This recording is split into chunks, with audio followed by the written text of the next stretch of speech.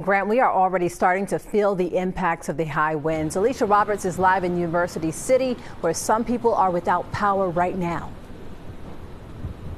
Hi, Aziza. That's right. We're certainly starting to feel those wind gusts pick up as we speak. Some very heavy gusts where we are here in University City. At some points in time, it's actually been hard to stand. The wind gust so strong it was attempting to blow our camera over here. Right now we're at 40th and Locust. Let me step aside because some downed wires here in the area have knocked out power to several city blocks. As we were out here tonight, PECO crews just arrived on scene to start making those necessary repairs. But you can see several of these apartment complexes around the University of Pennsylvania are in the dark right now. Take a look at this video we shot earlier tonight at the Art Museum as some people ventured out ahead of sunset.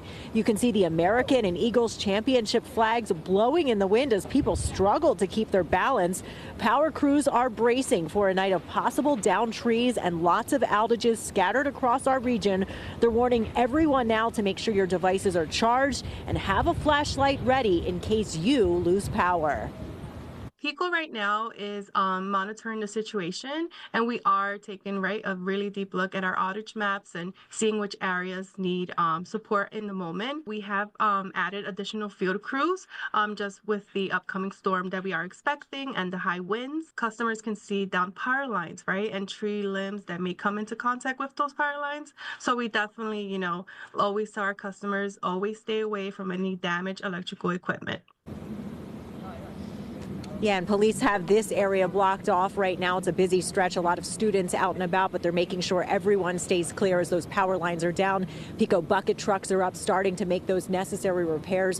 One other piece of advice from emergency officials, they're warning if you have any outdoor patio furniture, anything that could blow away, now is the time to make sure you secure those items so that everyone is safe as these winds and colder temperatures move in through the overnight hours. For now, that's the very latest here in University City. Alicia Roberts, CBS News, Philadelphia. Aziza. Thank you, Alicia. And Philadelphia International Airport is reporting dozens of delays and cancellations. The rain and winds have delayed more than 280 flights and more than 70 flights have been canceled. Now, there was a ground stop for a short time, but that has now been lifted.